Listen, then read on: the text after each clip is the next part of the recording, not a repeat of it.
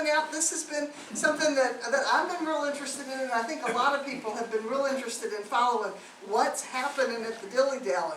And it's been fun talking to Lisa, all these stories that I never knew, and what this place has meant to the community is just really, really cool, and I appreciate you being here.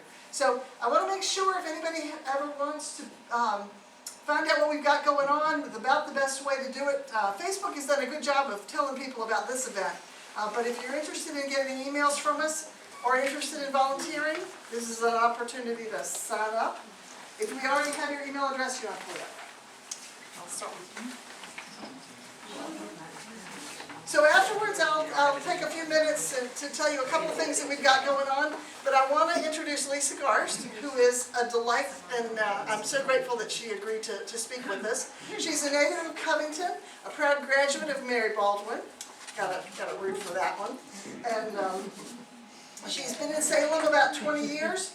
You probably know her. She served 2 terms on Salem City Council. So delighted to have her with us. She and her husband have the Dilly Dally and a daughter and 2 dogs. Augie and Mango. And I don't want to ask which comes first, but they are the most adorable dogs you will ever see. So I want to introduce Lisa, and thank you very much. Oh, thank you, Fran.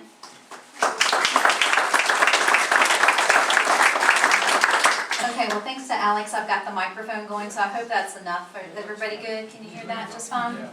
And I've got what looks like a whole lot of details here, but really it's not that scary. It's just to help me keep my facts straight, because quite honestly, since we bought the Dilly Dally, it's been a blur. And I'm sure if any of y'all have lived through a historic rehab, you're not a bit surprised about that. So we're going to just kick things off here. I'd like to again say thank you all for coming out. Thanks to the museum for inviting me, and also thanks to First Christian Church in South Salem, where we'll be tomorrow night. And then I also want to give you an opportunity, because if you remotely think this is an investment seminar, you should just leave right now. Instead, this is the story of 1507, 1509, and 1511 Eddy Street, or Eddy Avenue, depending on who you ask here in the city of Salem. It was this time last year, on October the 9th, 1998, which was my 19th wedding anniversary, I received a call from my husband, Garst, and Reed is a Salem native, and he said to me, "Your dream property is for sale." And I asked him, which one? I've got lots of dreams. And he said the Dilly Dally. And my first response was no way. Because like most everybody else in Salem, I had never known this property to go on the market. It's been years. And so then he said, what could truly be the craziest thing ever, you should go look at it. And then that starts a series of events that is nothing short of divine inspiration and divine intervention. Since day one, Reed and I have felt a calling to bring this place back to being a vital part of our community. We want it to be a neighborhood hub and a place where people are proud to have down the street, and one that serves the needs of our community. We both have come to learn that, as Timothy Keller says, your daily work is ultimately an act of worship to the God who called you and equipped you to do it. And we believe that no matter what that work is, that's our philosophy. So I want to thank my husband, Reed, for his support and encouragement throughout this process. And right now he's traveling for work, or he would be here. But he's put in so many off hours during the evenings and the weekends that the Dilly Dally just wouldn't be the same without him. Okay, so now we're going back to our story. Reed sends me a text with a picture of the for sale sign, and I immediately call the listing agent, who says, "Can you be there in an hour?" And I, of course, said yes. And as you look through these pictures, these are my first walkthrough. So this is the first time the doors of the Dilly Dally had been open since it closed 9 years before. And I want you just to remember that, again, the building had been empty for 9 years since the passing of its former owner, Mr. Roger McNulty. And he's the one so many people in town speak fondly of. Roger had been operating the Dilly Dally for about 25 years, since he purchased the store from his brother Raymond in the 80s. One important thing, well, they called it the Dilly Dally because they said that's all people did there.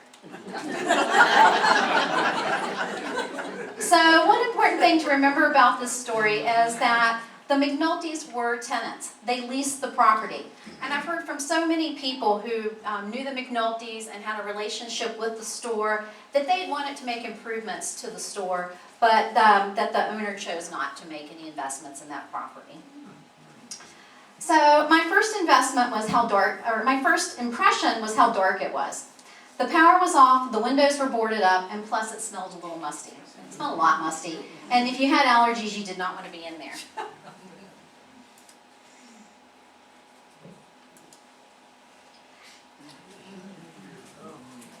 I'm sorry, that's a little blurry. But anyway, it was like traveling back in time, and because of the minimal investment, there was not a lot that had been changed. In these pictures, you can see the floors, which everybody remembers so fondly, have a lot of plywood on them because there's worn holes through them. The plumbing was sketchy at best. The heating units were often these wall things, and then there was some storage spaces that just had clutter.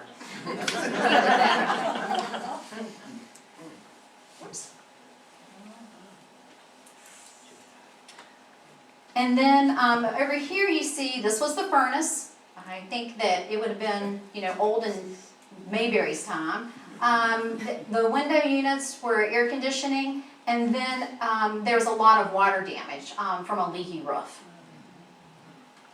So in a lot of ways it was kind of a disaster. But here's where things get kind of crazy. Because if you know me, and if you've known me for a while, then you know that I'm very risk averse. I like to go away and study things. I like to create spreadsheets and flowcharts. And for some reason this was different. I walked out of there with this really stupid smile on my face. And I had all these ideas, and I was in love.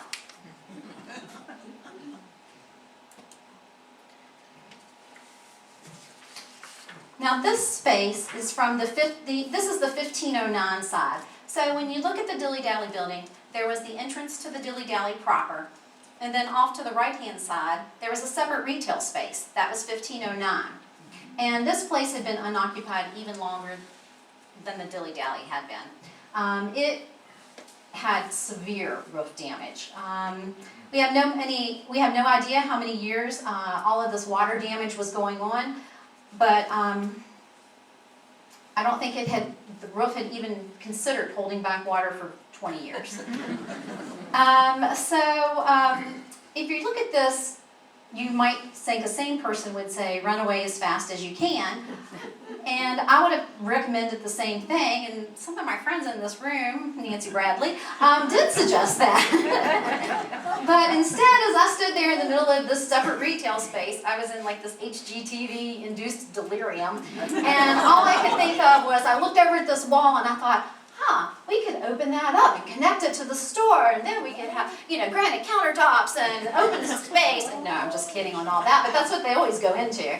But again, we would have the ability to do this because if we purchased the property, we would be the first owners and operators in more than 60 years. And that was just some flexibility the previous operators had never had.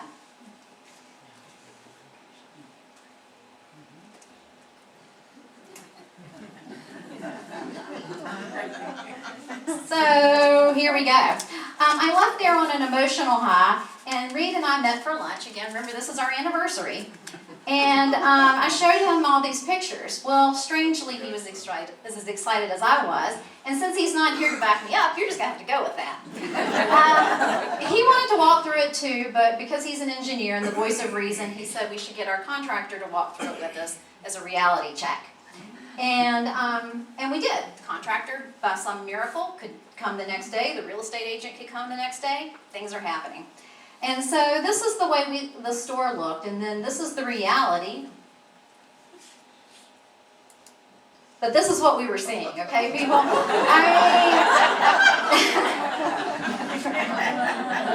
I mean, in our minds, it had the same good bones as Paint Bank. If you've ever been out to the Paint Bank general store, right? You see, you're coming along with me. I like this ground. Okay, and so again, here we've got another dose of reality. And this is the view to the back. And one thing you'll notice is that it has a very similar layout to the Floyd Country Store. So if you've been out there, you're like, hey, if they can do it, it's Floyd, I can do it in Salem.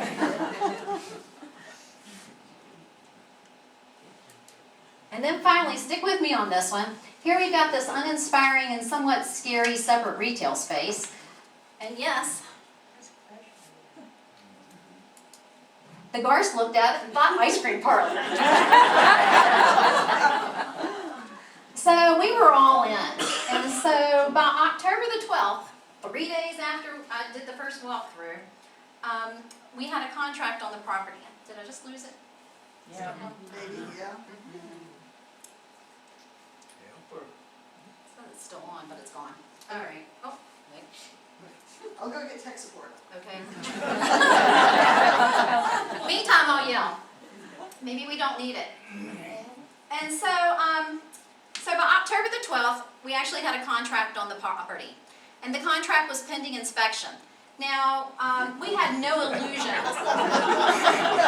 I just want to say, we had no illusions they were going to make any improvements to the property. The property was in the estate of June Ludwig Moore, and Miss Moore had passed away 5 years previously. And we're not entirely sure why it sat in holdings at the bank for 5 years, but it did. And the bank was acting as the trustee to sell the property. And they were very clear, look, you can have your inspection, but we're not going to make any improvements. But if you want to walk away, kicking and running and screaming, then you can do that.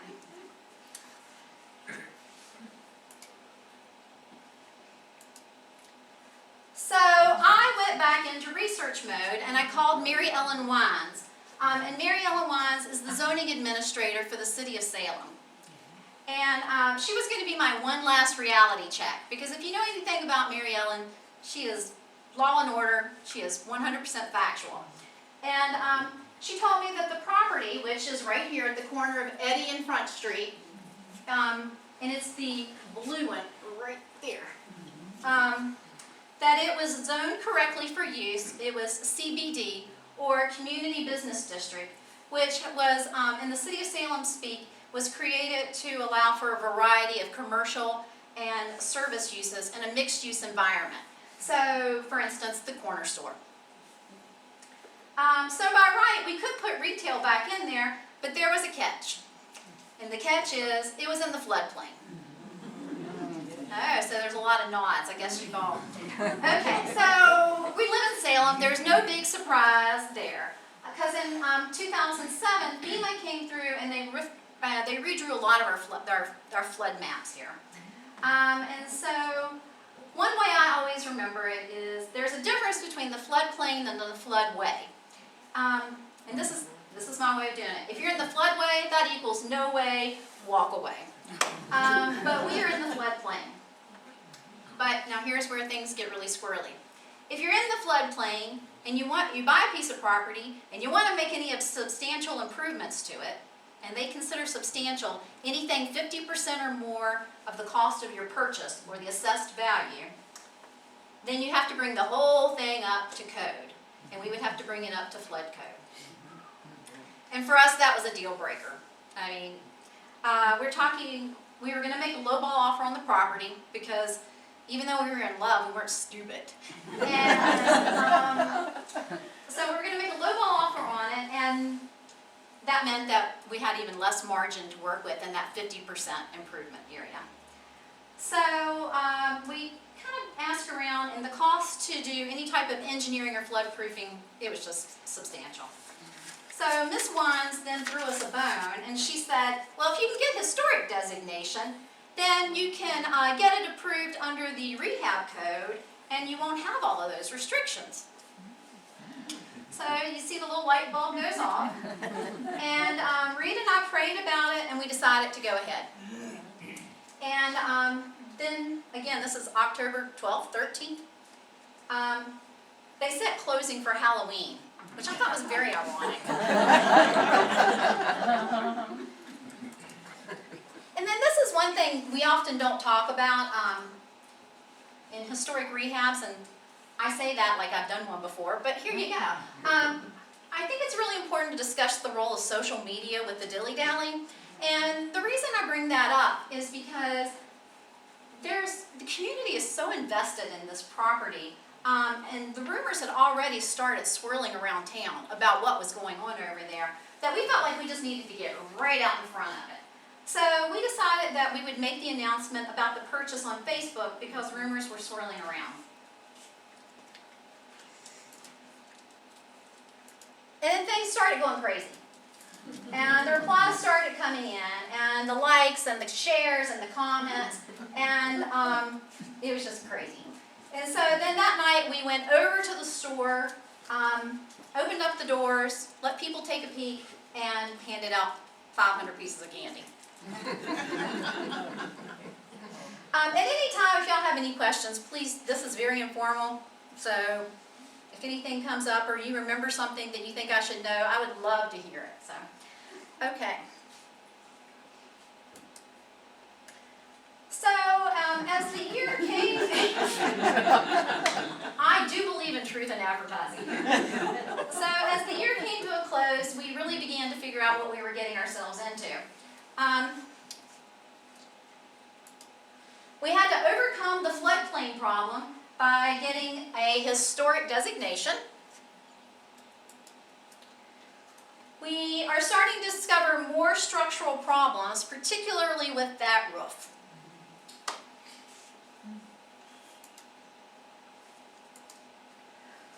Here's something that just occurred to us. There's 3 projects in one here. We're going to redo a store and run a store. We're going to take a space that's never been an ice cream parlor and make it someplace people want to eat. And oh, by the way, there's a 1,000 square foot 2-bedroom apartment up above that needs to be completely renovated. None of these things have HVAC or active plumbing.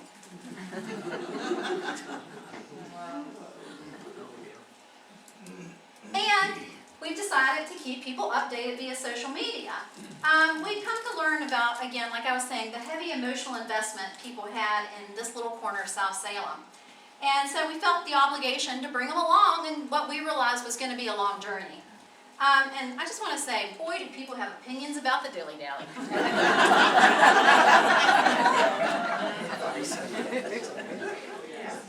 If y'all are okay, I'm just going to take this off.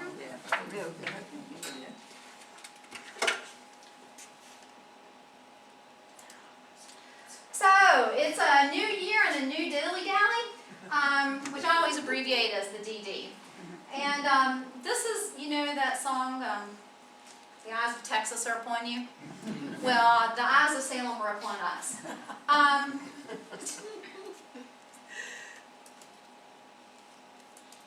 I'd like to introduce Tim Sutphin of WSUT right there in the back, ladies and gentlemen. Tim and I teamed up on New Year's Day to take people on a tour of the Dilly Dally.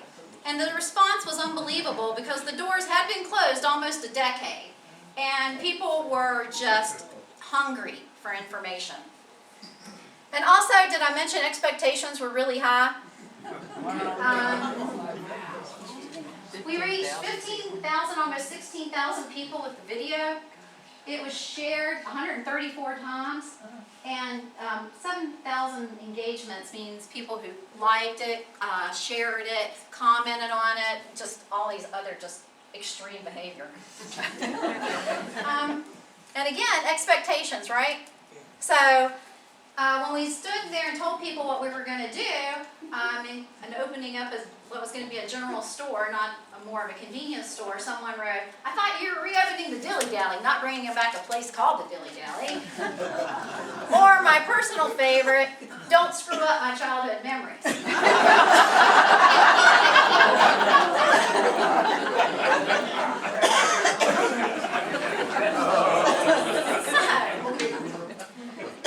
So there we have it.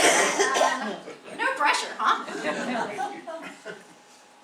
Meanwhile, and this is pretty important, there's a lot going on with this historic designation. The local community development office at the City of Salem the team members were crafting a local historic designation. This kind of grew out of the summer of 2018 and many years before that. The Broad Street neighbors had led an effort to get that area designated as the first residential historic district to be recognized in the city of Salem. And that had been a long and intensive process for the folks involved. Was anybody here involved with that? So I was going to say fact check me, but that's the way I understand it.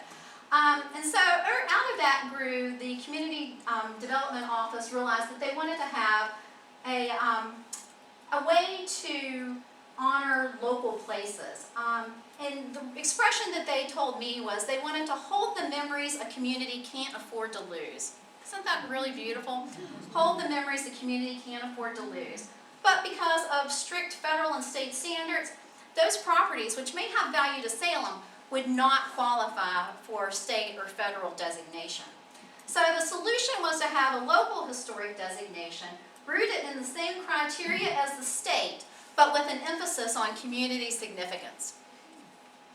And then the other thing that's going on during this time frame is I'm talking to my contractor and he's talking to subcontractors and estimates are rolling in. It's a scary time. But I also learned an exciting new phrase, and if you ever work with contractors, you may have heard this phrase, I'm just covered up. Covered up, just too busy. Don't know when I'm going to get it, don't know when I can plan for it, I'm covered up. So, okay. We got that going for us. So we're going to talk about the local historic designation right now, and again, if you have any questions, jump on in here. By the end of February, the planners were presenting to City Council a plan for the local historic registry. And the criteria are the building must be at least 100 years old. Well, Dilly Dally was built in 1910. And it has to meet one of these four criterion. Any Latin? Okay. The building must be of significant historical architecture design. It must have played a significant role in the community's history. The building must have ties to a historic event. Or it must be associated with a person of historic significance. You know, the old George Washington slept here. Property owners would apply and their petition would be voted on by the Salem Planning Commission. In many localities, there is something called an ARB. Anybody? Architectural Review Board. There you go, thank you. Architectural Review Board. However, the city chose to keep that approval at the Planning Commission level. So they felt like at that time, maybe some property owners who were concerned would feel there was less risk associated with the uses on their property. So I submitted my petition in March, citing the architectural design component,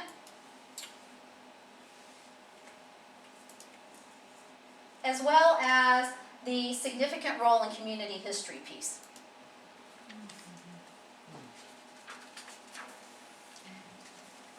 Now, moving on.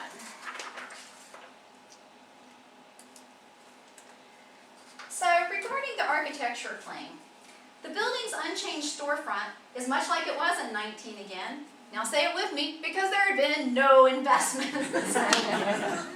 Unlike the other few remaining buildings of this time period in Salem, this one remains closest to its original structure.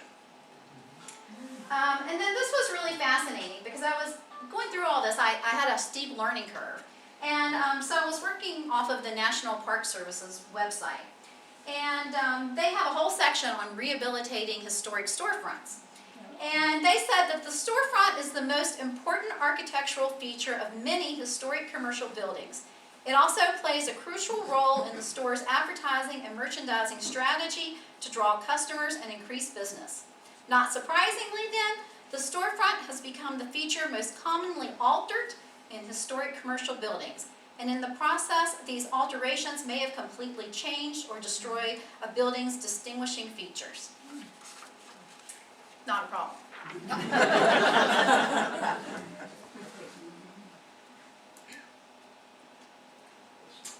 We also highlighted the property's longstanding importance to the community. And thanks to D. King at Land Records Research, we have this timeline of ownership. You can see how it's actually had very little turnover of ownership over the last 110 years.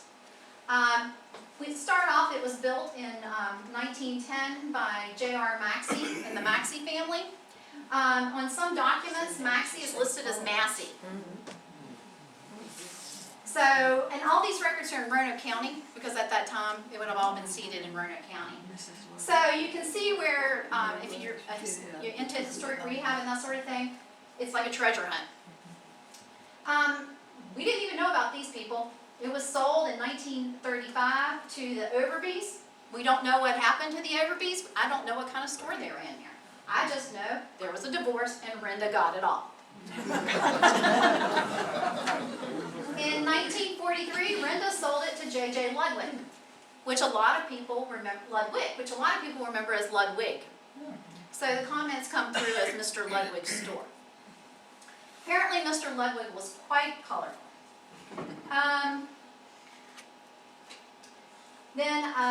Let's see, Mr. Ludwig dies, his wife and daughters inherit it. They have different tenants that come and go. We'll come up, touch base on that in just a minute. It then conveyed to June Ludwig Moore by her sister Mary Jean Ferris, and then Miss Moore owned it at the time of her death. It was then held in trust by the bank for 5 years after her death. And then I bought it under the name Stillwater's Resources in 2018. So Stillwater's Resources is Lisa Garst. And I'd like to think I can hold on to it for a few years. One thing about Miss Moore is we've talked about, she had quite a bit of property around Salem. I've learned from some folks that she had quite a bit of property. And she took the rent she got from her property and put it in an educational scholarship, which became an endowment. And as actually this year in my daughter's graduating class, one of the young men going to Virginia Tech received a substantial scholarship from the June Ludwig Moore Educational Foundation. So while she may have not invested in property, she invested in other things.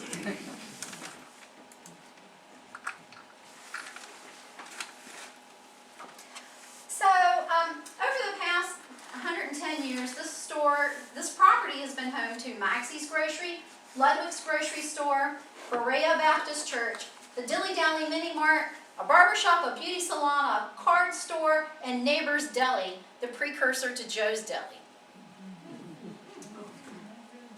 We've learned that people have always gathered here, and it was a rite of passage for neighborhood children to ride their bikes there. Parents and children came out over after a Little League game on Weber Field, and many young couples started their married life in the apartment above the market. This building was more than a place to buy a cold can of Rocky Top soda. It was a place to reconnect with your neighbor. You traded stories with strangers. There were a lot of stories of credit during tough times. Probably hundreds of Salem's school children have caught the bus there, and just as many got penny candy purchased by their grandparents there.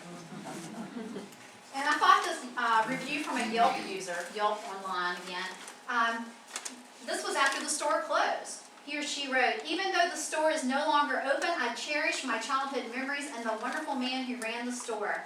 I drive past this vacant building every day. Even though the boards cover the windows, I see past that to the times of the front door propped open, kids eating candy on the front steps, and the owner hand-stocking the shelves. Probably the most missed store in Salem. South Salem."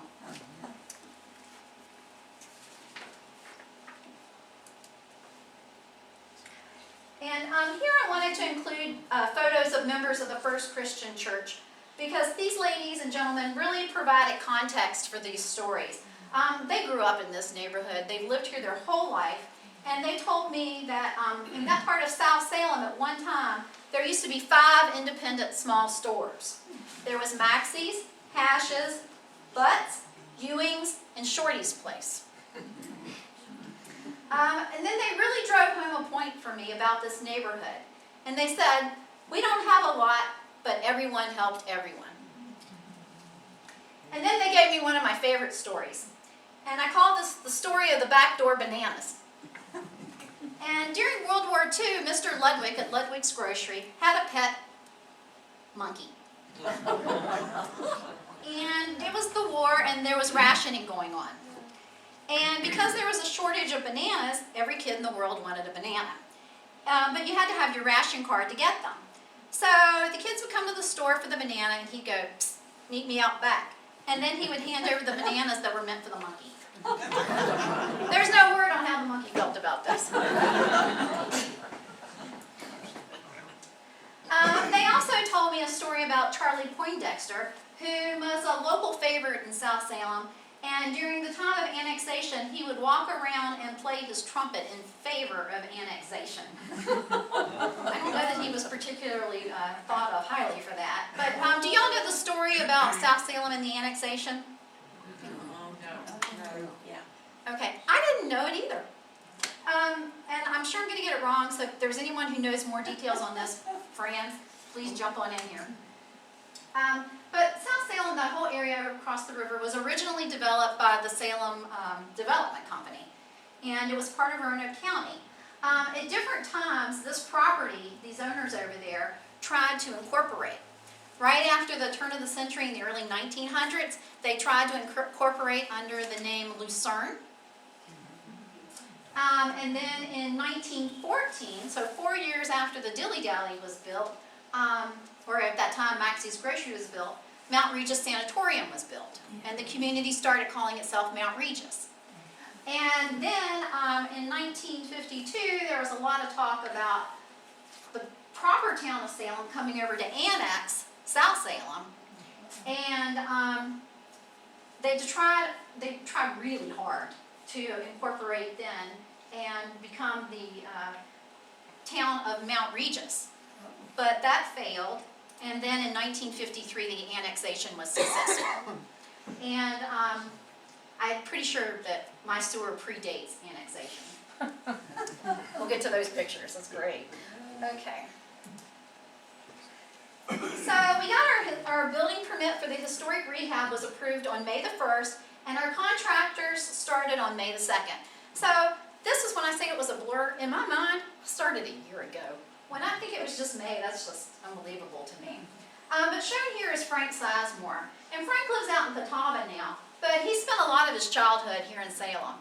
And he has been in retirement. But he came out of retirement to help me with this project because he has fond memories of being a 14-year-old riding his bike in South Salem and chasing girls. And then meeting up at the Dilly Dally. So, you know, everybody truly has a Dilly Dally story. And so Frank guided me through this process, and when we came in that first day, we thought it was a good sign because we were matching. But the first order of business for the store was saving the hardwood floors. And you can see we talked about this, about the planks and everything that were warped, and plus the just pieces of plywood they threw down. There was also some really creative bonding, for lack of a better word, of some metal tacked down to the floors to hold it in place. These are just wear spots by the cash register. So the first order of business is going to be saving those hardwood floors. And little did I know that it would take so long and cost so much. But as Frank famously started telling me later on, "Lisa, I told you old cost a lot." So we're just going to take a little tour of the floors here so you can fully appreciate everyone, and I mean everyone, because there was a tremendous public outcry. Anybody who stopped by the store, anybody who sent me a message on Facebook, called upon us to save the floors. And then my favorite caveat was, save the floors, but don't make them too perfect. And trust me, making them too perfect was not going to be a problem. You can see this was the front door. When we took those boards up, the wood was pristine. We had this was the best piece of wood floor in the whole town. But this was where the old coolers were, so when you walked into the store, there were rows of those old coolers. They just cut holes in the floor to drain them.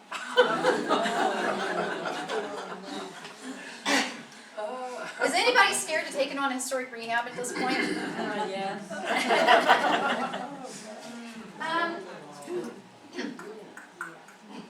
This is not even close to level, is it?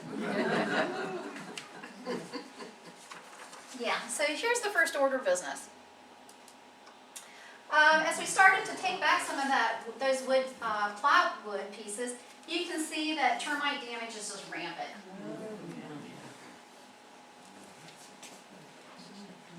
But it's May and I'm optimistic. And we had a plan. So we were expecting some damage. And so here's the plan. In this back corner, we're building an ADA compliant bathroom. And that means it's going to have new vinyl flooring in there. And we're going to rip up those pieces of wood and we're going to save them. And we're going to use them to patch the other pieces. Plus, over here, remember my HGTV delirium? We're going to knock out that wall and open up the spaces.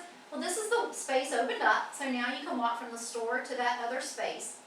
We're just going to pull up those tile, and surely there's going to be beautiful hardwoods underneath there. I mean, that's always the way it is, right? And we're going to have all the wood we need. You laugh like you know what's going to happen. Whoops. Missed a slide here. I don't know where it went.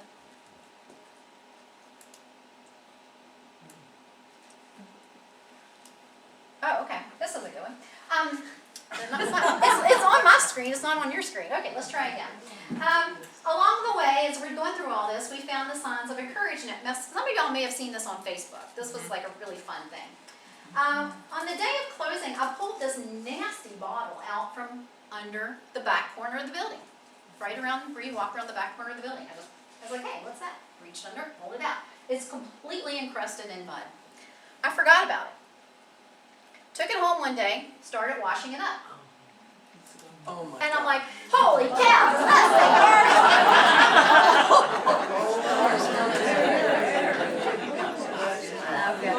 the And so, I mean, I nearly fell down.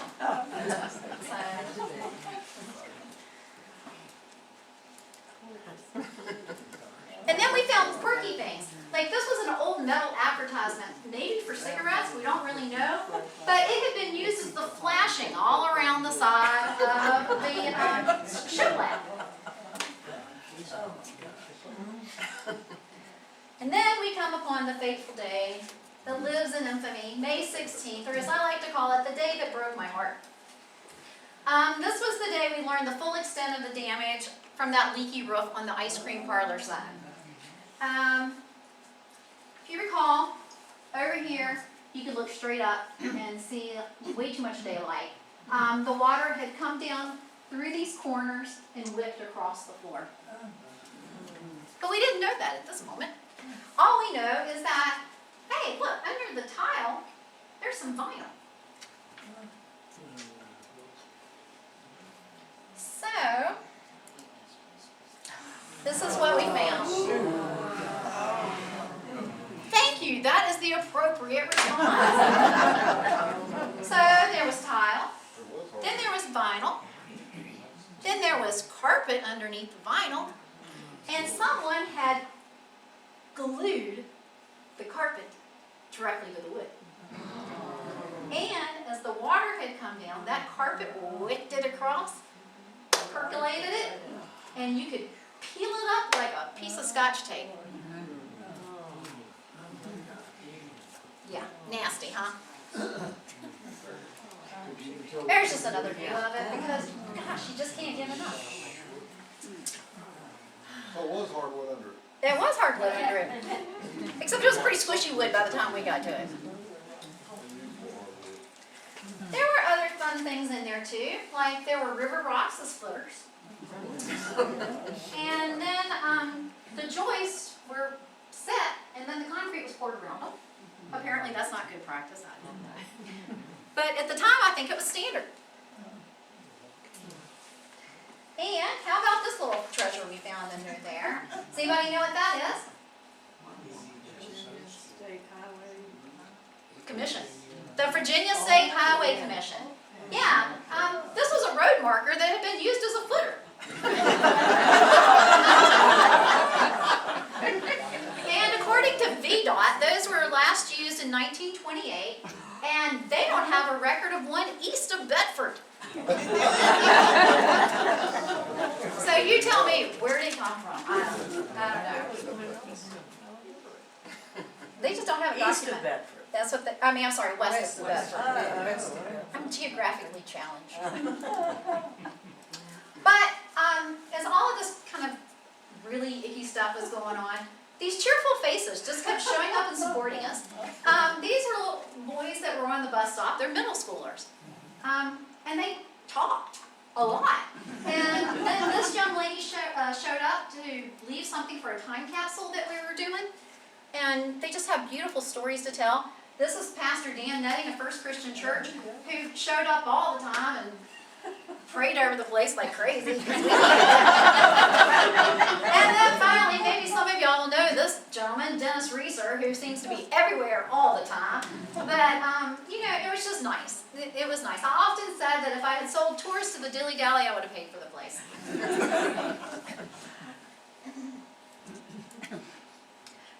This is something interesting I thought y'all might enjoy. So, what is this called again? Pagan post. Knob and tube, pagan post. Yes, those things. I knew somebody would know. I didn't even bother looking it up. So I thought y'all may find this interesting or scary or both. But this is what we had. That wiring. So the place did not burn down, so by some miracle. And I would like to report that currently everything is at code. But this is how we save the floors. And by we, I mean these guys. They were incredibly skilled at what they do. They would get in there with jacks and these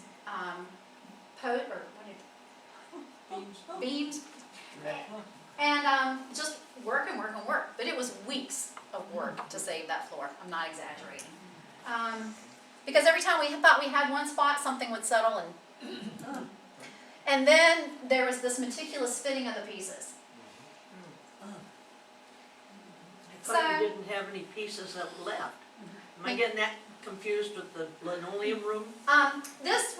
These pieces are ones we pulled out of the where the new bathrooms are going, where we're going to put vinyl flooring. So these are the ones we've been able to salvage. We tried to get the wood floors out of Ridenauer. We heard that they pulled theirs up, but we just missed it. I don't know where those floors went, but we weren't able to get those. That was our other backup plan.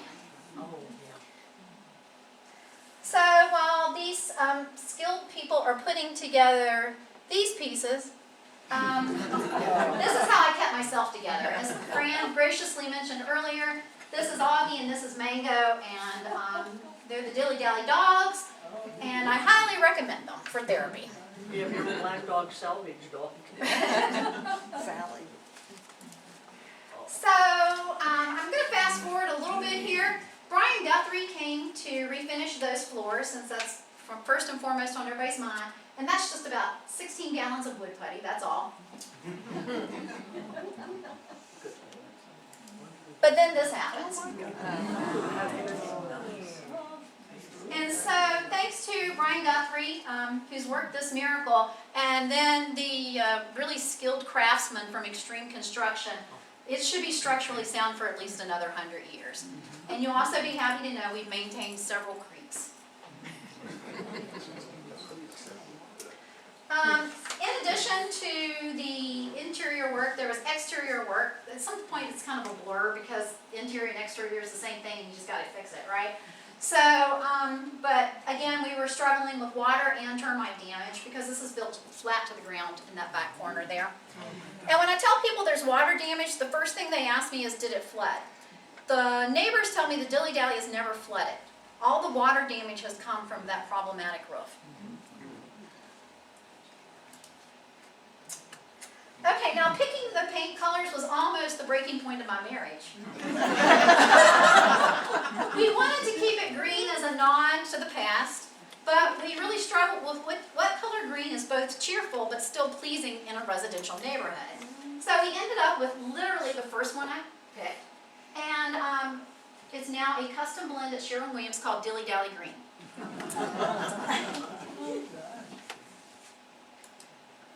For authenticity, we went with wood windows, and they take longer. They were on special order, but we just felt like it was worth the investment. And plus, there's new gutters now to funnel that water off of that roof.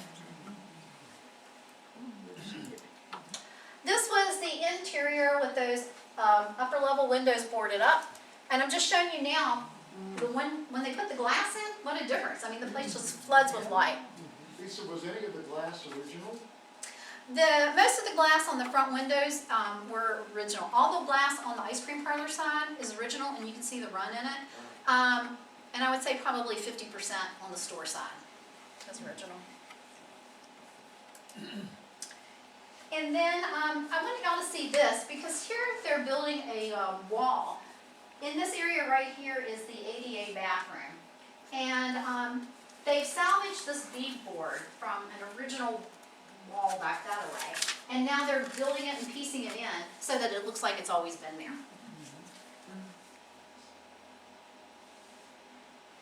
So this is a company that specifically works on renovating historic places or something? No, they're just a construction company I've worked with on other home projects. Ah, okay. And they just know, they just know.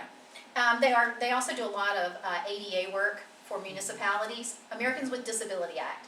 And I'm sorry, ADA is Americans with Disability Act. And even though we're under the historic rehab code, we still have to hit reasonable accommodation for disabilities. And so here we are looking at the interior after the wall goes up. And to me, it looked like it had always been there. We kept the ductwork exposed and extended it. You remember there was a furnace that was sitting right back here? It's now behind this wall in the storage room, and that's my new car for the next 12 years. And then this is after the first coat of paint. It's just pretty remarkable to me. One question. I'm sorry? I have a question back here. Yes, sir. All this work you're doing in the interior, was the roof in good shape? I mean, it would seem to me the first thing you've got to do is prevent more water. And that is a really good way to start tomorrow night's topic. Yes, the very first thing we did was JT Morgan Roofing Company came out. The metal roof on the store side was found sound. It was painted and glued up a little bit. I'm not sure the technical term, but it was that retail side that had been the separate space. It was a combination of asphalt shingles and a flat roof, and it was just bad all around on that side. But the old metal roof, it was soldiering on. So the first thing they did was shore up that and then replace the other side of the roof. So thank you for asking. It seems obvious to me now, What but did you replace that with? Because flat roofs are devastating. they built it up so that it had a proper slope. It didn't have that before. And also they used a membrane, a single membrane, and they've come back twice now and sealed it, so there are these seals plus metal flashing. And I'd just like to stop and recognize the fact that 6 months ago I did not even know these words. But thank you for asking that. That was a test question. How am I doing? Okay. You're doing fine. One thing that I think was really kind of important to note was this building had no insulation. So over here on what I'm calling the ice cream side, you remember we took it down to the studs because it's basically a rebuild from the inside out over here. So we are making this place as energy efficient as we can using 2019 technology on a 1910 building. And so we've got foam, we've got traditional with a high R rating, I think. Over here you see these holes they've drilled. That's so that they can blow insulation into the walls. So, and then I just like this one because it's so amazing to me what a few coats of paint can do. And about 300 gallons of caulk, because there were a lot of cracks. And as I just mentioned, a historic rehab still means reasonable Americans with Disability Act accommodations. So we put in a front ramp, and this picture shows the foundation. So let me talk you through this a little bit. From here over, this was the stuff we had already replaced from the inside water damage of the ice cream parlor side. This was just that corner. This is what it was all starting to look like. I really honestly believe that this building didn't have another year left in it, sitting empty like this. I just can't see it. Between that and the fire marshal telling me he expected somebody to break in there and burn it down at any minute, I really felt like it was threatened. It was a threatened piece of property. So, again, the crew from Extreme Construction comes in, they work their magic, they pour concrete, and now we have a new ramp.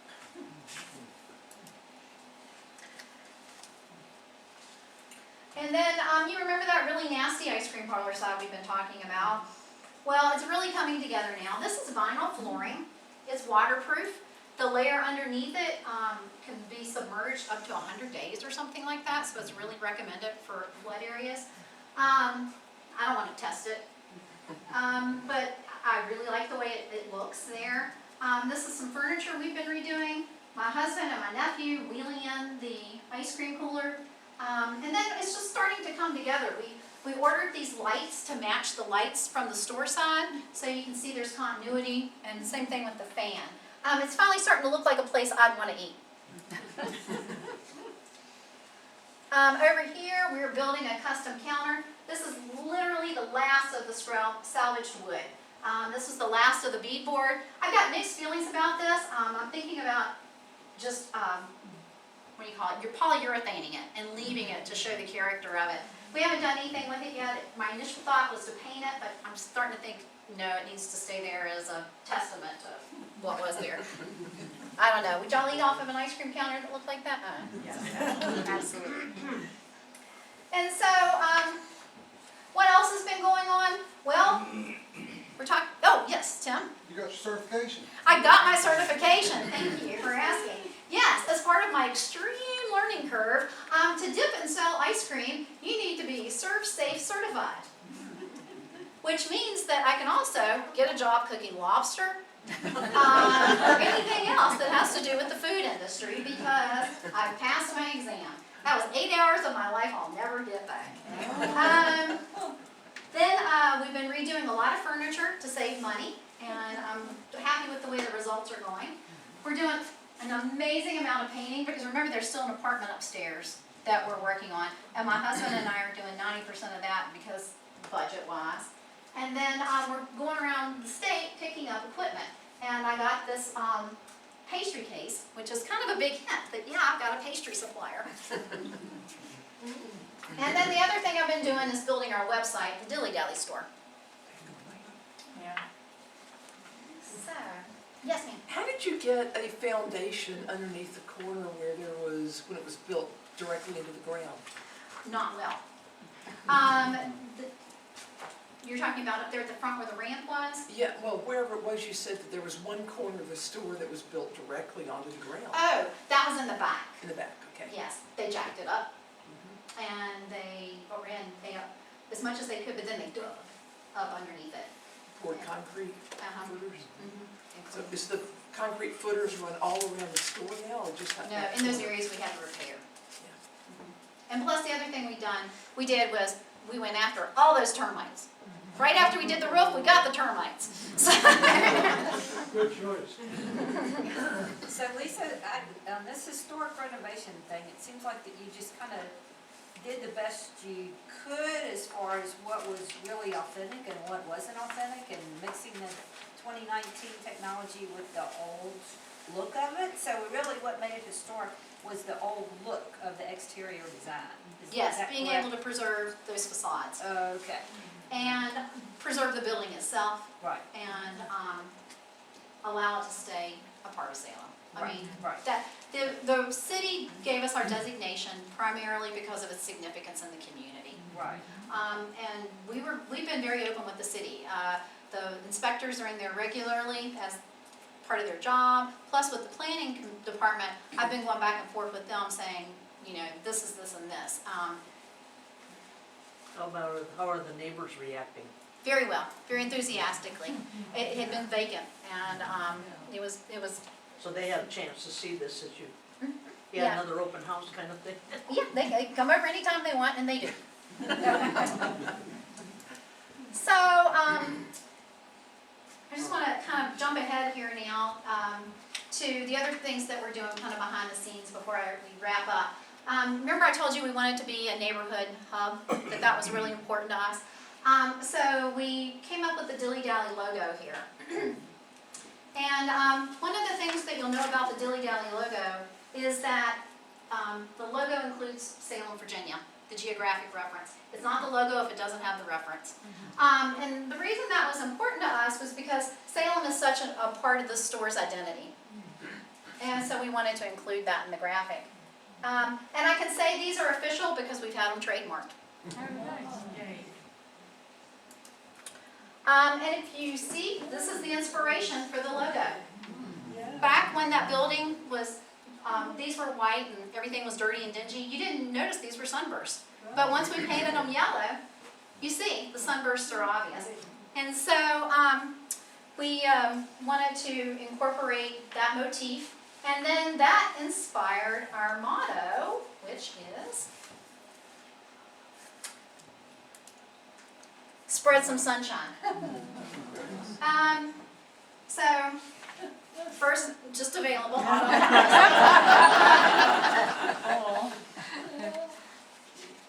And then the store itself will have the motto, eat, shop, gather, because we want to continue the welcoming feeling of a meeting place. This is our signature shirt. And then this is a shirt that's in my mind. I have not produced it yet. But it's just my own little funny joke. And I call it South Salem GPS. Do you know where the Dilly Dally is? Because I live here, I didn't grow up here. And so when you move here, and you're going across the river, everybody's like, well, do you know where the Dilly Dally is? Because if you do, then you do this, this, and this. So a lot of folks asked me when we bought the building, are you going to keep the name the Dilly Dally? And I kind of half jokingly said, yes, it's the most valuable thing about it. But that was a true statement. So the other thing I wanted to let y'all know about is that we're also creating something at the store called the Sunshine Fund. And the Sunshine Fund is 10% of all logo apparel and everything will go into the Sunshine Fund, and then it'll be donated monthly to different charities, local charities. Do you have a target date for opening for sales and business? 2 seconds. All right, 2 minutes. So along the way, I just wanted to stop and show y'all this because this is really hard. I don't want to sugarcoat it. I'm not HGTV. I am the friend who will tell you the real deal. This is really hard. And so I would give myself these little pep talks, and then I would give the Facebook followers these little pep talks too, because they were constantly saying, what's taking so long?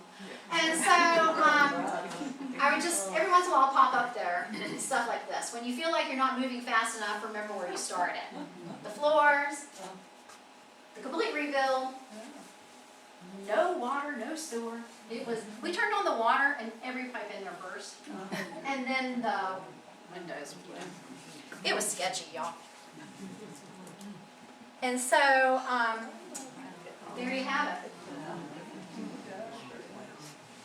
And it makes a difference, doesn't it? Yeah.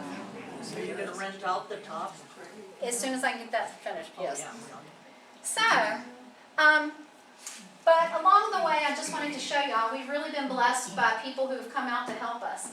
And so I guess here in closing, I want to say, at the beginning I was saying, if you came for investment advice, you've come to the wrong place. But I guess it's really what you're looking for in terms of the dividends you're after. And these dividends are great. So, that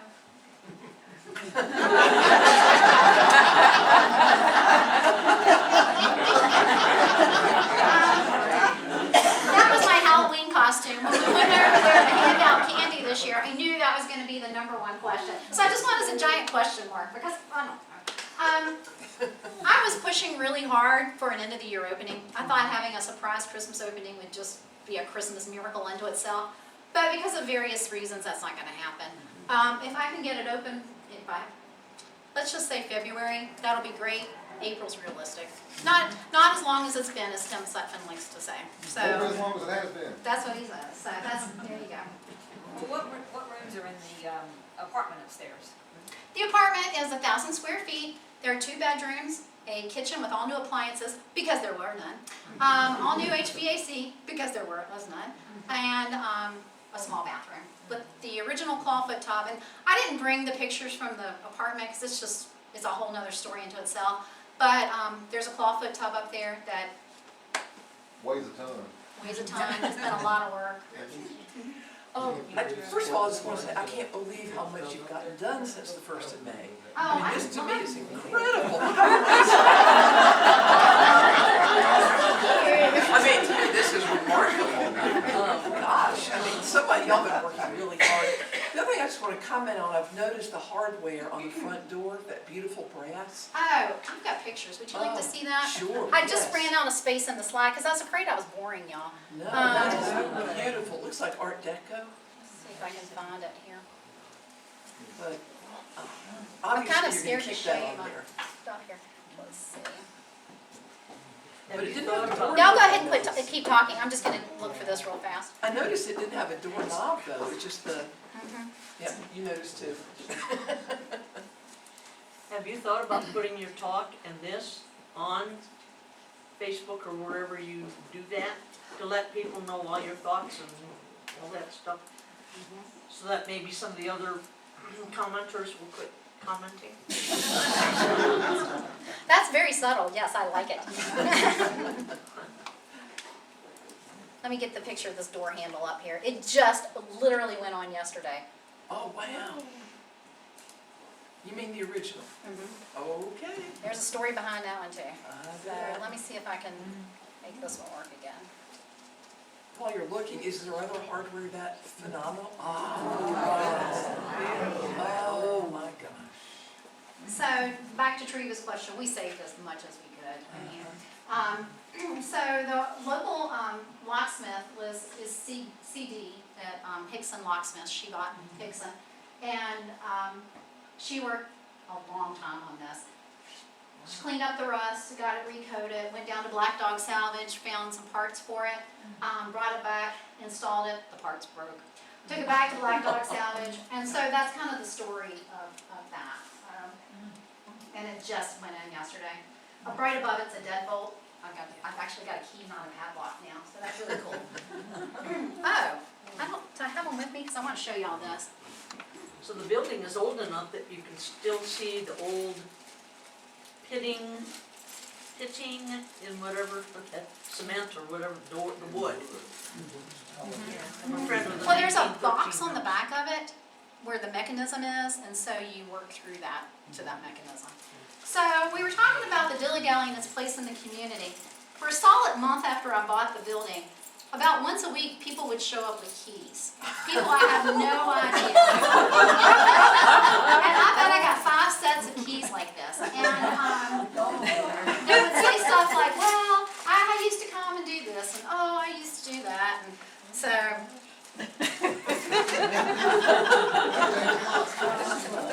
so that's a final Sunday. Yes? Lisa, in doing a big project like this, the buying of the building and all of that, how hard was it to get financing for all of this? You know, to get the bank, mortgage company, whatever, to really believe, this is an idea you gotta believe in to put some money behind it. How hard was that to get the funding? Well, we have a really good relationship with our bank. Reed and I sold our business in 2018, and we had been customers of that bank for 22 years. So, That's good. Let me ask you a question. Have there ever been any additions put on that building, or that is the original building? well, I love that question. Thank you. Excuse me, I don't mean to yell in front of you. But we believe that the place I refer to as the ice cream parlor side, we believe that was built in the early 20s. We don't have any documentation to back this up other than the construction of it. And of course, the road marker that we found. But we believe that the Maxeys built it as a separate rental space for additional income. And then it's been a separate retail space ever since then, and now we've combined it and merged those addresses and all the utilities together. You never found in a time capsule or anything, a blueprint of the actual, the builders? No, They no. didn't do blueprints in those days, but they had sketches. But you know what I do have? Is I have Wilma Sowers. Does anybody here know Wilma Sowers? Wilma Sowers is, I guess it's okay to tell a lady's age. She's in her 90s. And she was one of those ladies from First Christian Church that contributed their stories. And she told me her dad was a carpenter. They lived in a big foursquare across the street from the Dilly Dally. And she said her dad was a carpenter, and he had built he'd built the Dilly Dally and a lot of buildings in South Salem, plus Langern Place. And so she's somebody whose memory we really need to capture. But she could date stamp it to that time frame for us. You mentioned that one of the two characteristics, or one of the two categories that you used to apply for the historical status was the architectural style, the significance of the style. What is the significance? It was just of the that storefront. style? The storefront being unchanged since its original in 1910. The city's first threshold is the property 100 years old, and we met that. And then you had to add one of those four to it.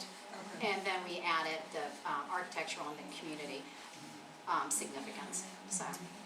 So do you plan to merchandise it and manage it and work there yourself? or- I do. So are you gonna have like a coffee area or anything like that, or how is that gonna work? Yes, and that ice cream parlor side, there'll be the dipping station, there'll be pastries, there'll be coffee, and we're working on grab-and-go sandwiches. It's a really small kitchen space, so I don't know that we can do a lot of prep. If I can get somebody to do off-site prep and we just sell it there for them. One thing we've got going for us that they didn't have 10 years ago was the Greenway. And so we want to make sure that we've got some healthy snacks there, or at least things that people consider healthy snacks. And we're going to have seating over there. So you saw that furniture I'm refurbishing. The other thing that we've got is that we got that whole back lot. That back lot back there is large. So we're going to put several picnic tables back there so we can be dog friendly. Department of Agriculture rules are funny. I can't have the dogs inside where there's food, like, by a house. So we have to have a place where dogs can go and be welcome. So we'll have this picnic area. And I can just really see it being a really family-friendly place. I'll be real disappointed if that doesn't happen.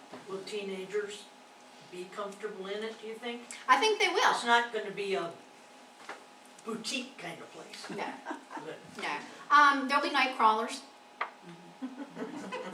oh, just stuff. And on the general store side, not the restaurant side. What is your parking? Parking is a beast, like a lot of things. We're counting on a lot of neighborhood traffic.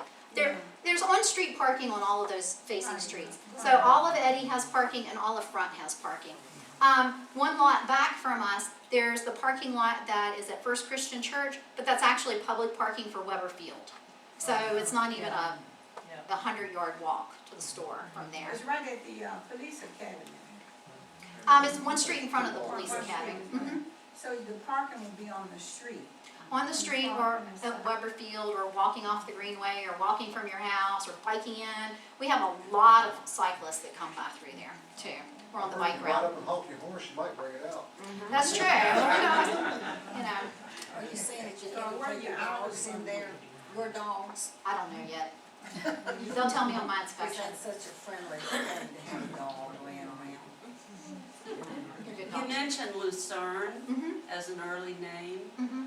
Other people, Salemites may realize this, I did not, because I'm not from here, but that was, the Salem Development Company called this place the Switzerland of the South.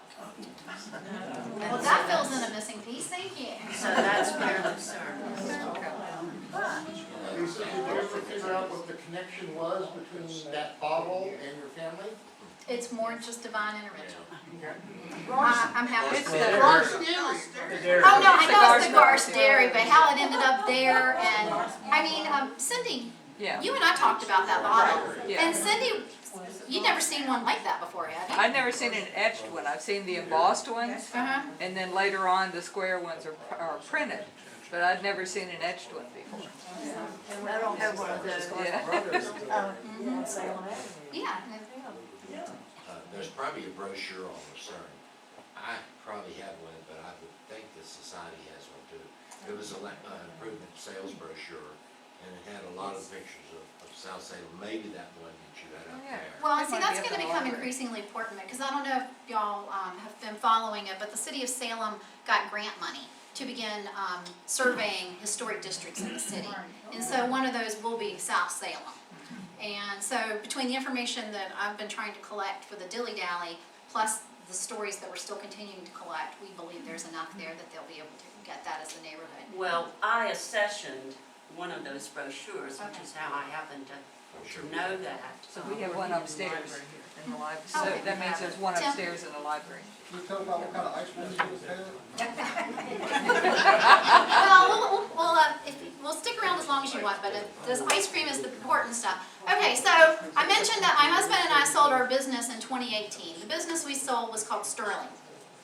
When we were out running around looking at other country stores to see how they operate, we went up to Natural Bridge. And we went through the Natural Bridge General Store. And as we go to open the front door of the Natural Bridge General Store, there's a sign that says Ashby's Sterling Ice Cream. We have one daughter, her name is Ashby. The business we just sold is Sterling, and we're like, what is this, another sign? It's a literal sign, but is it a sign? And so we went in, the ice cream was awesome. And so I made a call to the company owner. He was pretty easy to find, not that big. And he said, I got a distributor for y'all in Abington, and we're gonna carry Ashby's Sterling Ice Cream. Oh, perfect. And they do premium flavors, high fat, lots of sugar.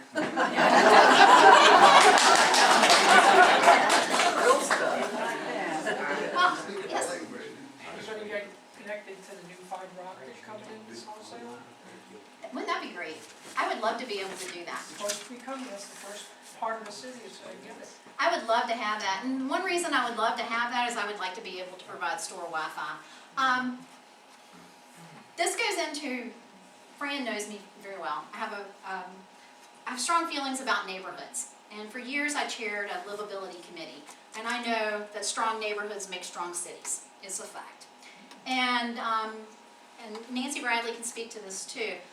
As the schools become more technology savvy and students are relying on computers, internet to do their homework, there's going to be a gap. We're already seeing it. And so if places like the Dilly Dally can provide hi-fi or high-speed internet access through Wi-Fi for these kids, all of a sudden we start to narrow that gap a little bit. And so it would be really important to me to be able to provide Wi-Fi free to that area as much as It's we the can. first fiber optic in the area. I would love to see that. I mean, that would be really great. Did you say you were gonna have some fishing worms? Yes, Well, wait a minute now, go back like. but only when they're allowed in season. I know, but when Tarpley's had it too, they had helper mites, and that's what we need, the helper mites, because the fish just bite it just like that. I'll be right down there and buy a dozen. I did grow up catching mud toms and I helper did mites, too, and I don't want to do that anymore. So, that's why I wanna buy them. but yeah, I mean, we really want it to be both a convenience store where you can get your Coke and your chips and stuff like that, but also, you know, you're on your way to Karen Hills and you need batteries. You want, you know, just basic household supplies that you just don't want to fight the parking lot at Kroger's for. Yeah. We want to be able to do that for people. And because it's just going to be Reed and me, or just me for the time being, we can adjust. Y'all tell us you need something, we'll get it. It's not that hard, right? Any idea what's gonna happen to the land where Mount Regis used to be? I don't know anything about that. Does anybody else know anything about that? I just think it's close by. Well, That went out of my head. oh, it's okay. Well, I'll stick Oh, I know. around. I just wanted to say how much I appreciate y'all and your active participation. I really do appreciate that, and your enthusiasm for the project and your support of us. So thank you all very much.